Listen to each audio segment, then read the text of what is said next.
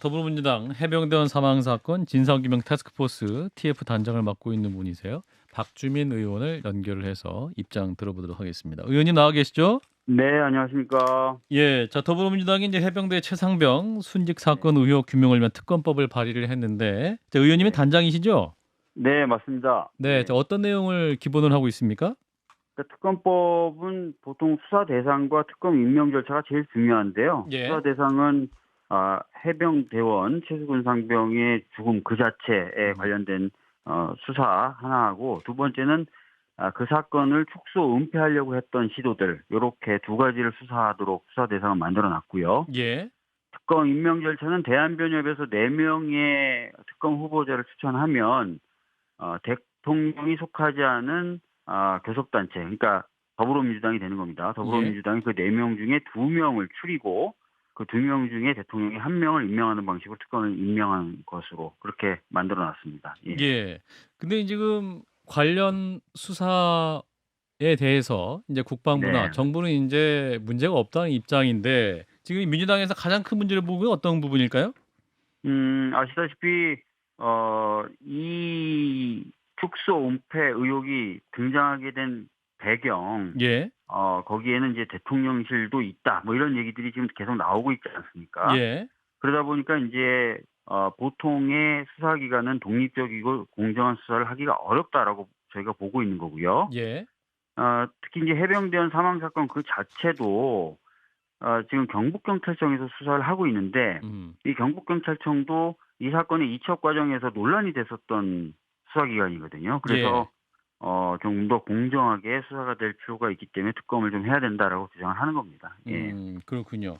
자, 이제 민주당이 지난주 특검법 발의하는 데 에서 오늘 이종섭 국방부 장관에 대한 탄핵 소추안을 발의하기로 했는데, 이게 해임 요구안이 탄핵으로 가는 건 맞습니까?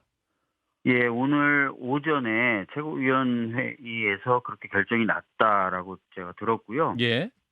방금 말씀하신 것처럼 지난주에 저희는 특검법을 당론으로 채택하는 동시에 음. 이종석 국방부 장관에게 장관을 해임해라, 책임을 음. 좀 지워라, 예. 이렇게 말을 하면서 그렇지 않으면 탄핵까지도 고려하겠다라고 했는데 음. 주말 사이의 보도를 보면은 지금 어떤 책임을 물려서 해임하는 것이 아니라 음. 그냥 교체식으로 새로운 장관을 안치겠다는 식으로 지금 보도가 나오고 있지 않습니까? 그것은 음.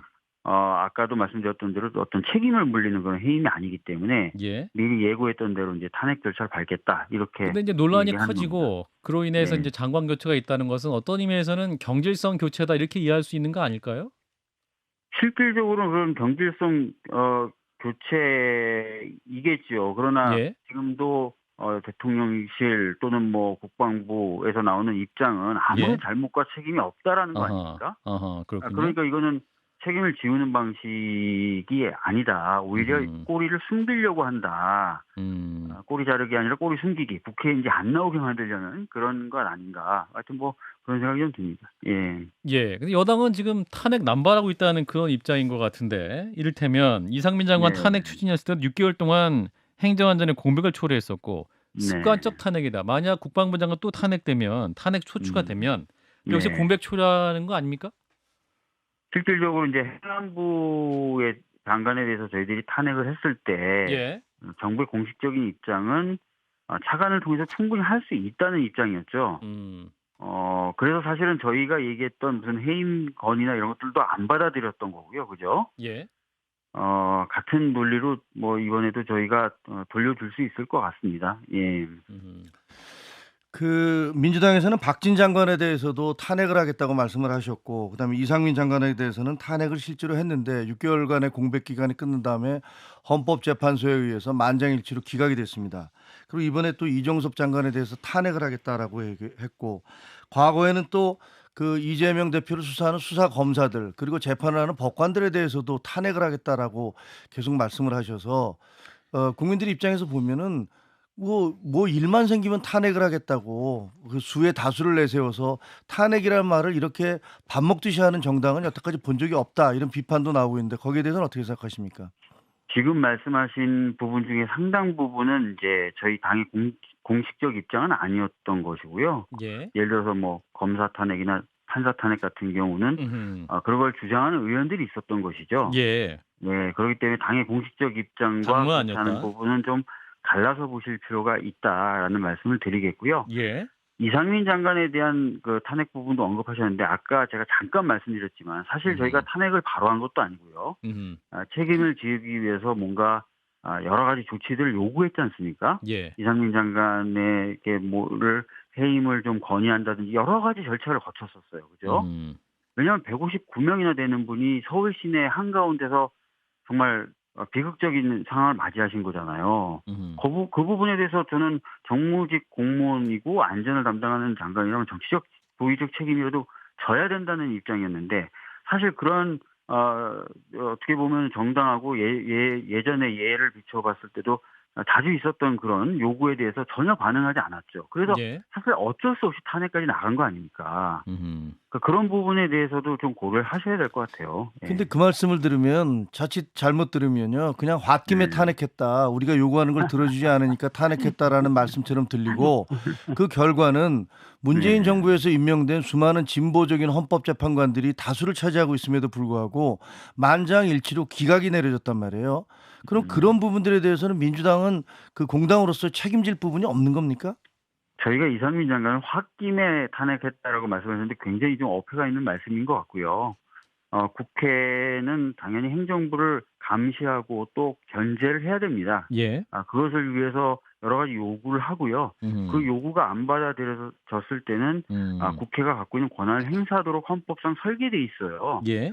자꾸 이제 이런 어떤 국회에서 역할이나 이런 것들을 오히려 정부가 자꾸 무시하고 이러다 보니까 요즘에 최근에 많이 나오는 얘기처럼 뭐 정치가 좀 실종된 거 아니냐 이런 얘기들이 자꾸 나오는 거 아닌가 싶습니다. 예. 아니, 저는 노무현 대통령에 대한 탄핵이 굉장히 잘못된 거라고 생각을 합니다. 근데 그 탄핵으로 인해서 그때 당시에 집권당인 예를 들면 보수당은 엄청난 후폭풍을 맞았습니다. 그리고 국민적 비판을 받았고요. 그와 마찬가지 논리에서 보자면 지금 이상민 장관에 대해서 그렇게 탄핵을 밀어붙이셨는데 헌법재판소 재판관 만장일치로 이것에 대해서 기각이 내렸다면 그 부분에 대해서 최소한 사과를 하든가 이 부분에 대한 어떤 입장 표명이 있어야 되는 게 아닌가 하는 말씀을 드리는 겁니다. 노무현 대통령님에 대한 탄핵과 이상민 장관에 대한 탄핵을 같은 거라고 보십니까? 저는 그 말씀 자체가 오히려 이해가 안 되는데요. 노무현 대통령님의 탄핵의 경우에 아시다시피 정말 사소하다고 판단할 수밖에 없었던 그런 발언의 문제를 서는 것이고 예. 아까 말씀드렸던 것처럼 이상민 장관의 경우에는 국가 특히 국민의 안전과 생명을 책임지는 주무장관으로서 서울 시내 한복판에서 159명이나 돌아가시는 전대미문의 상황이 발생했다는 점 예. 이런 것들을 저희들이 고려한 거 아닌가요?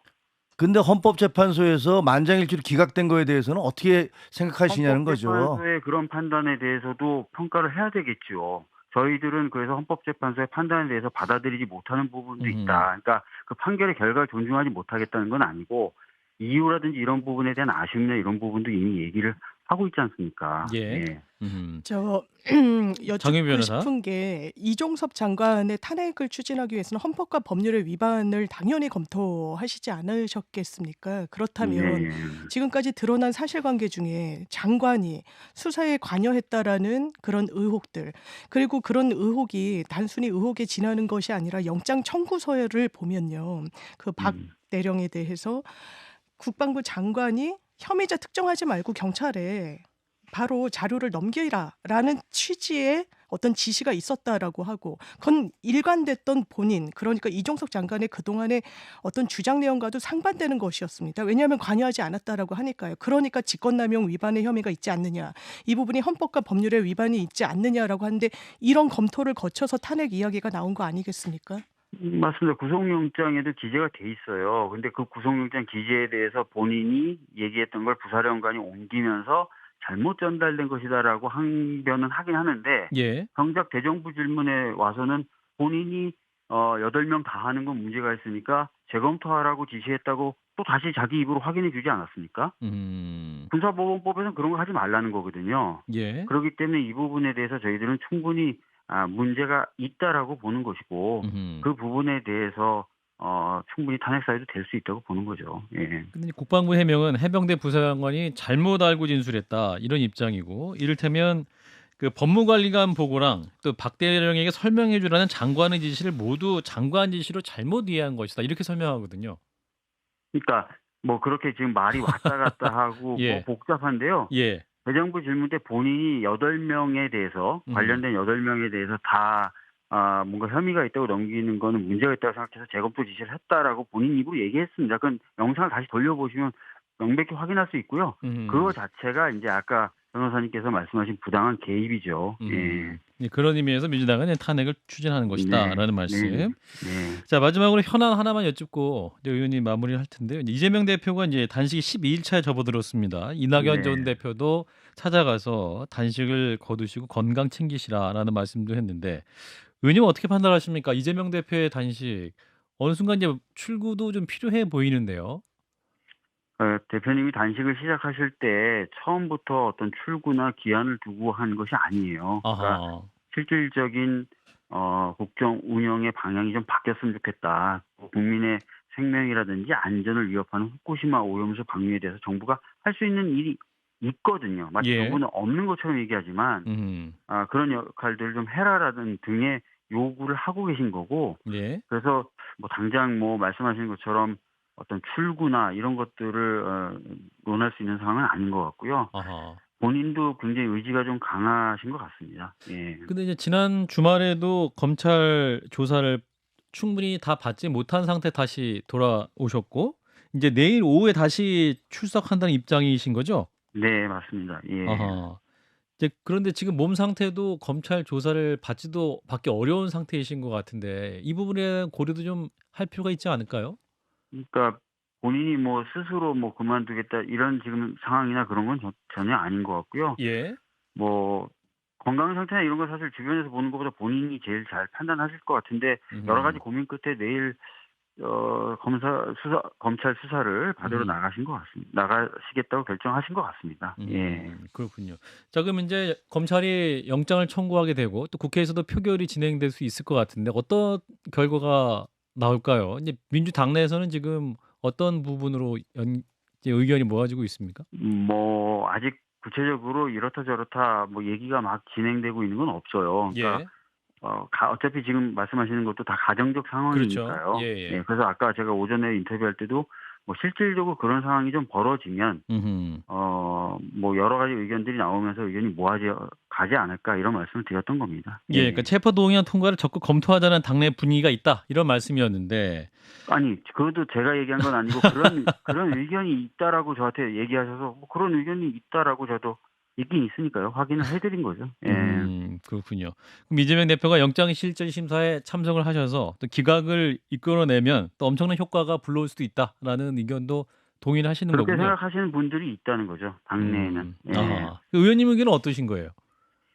저는 이제 아까도 말씀드렸던 것처럼 지금 단계에서 이렇다 저렇다 말씀드리기는 어렵다.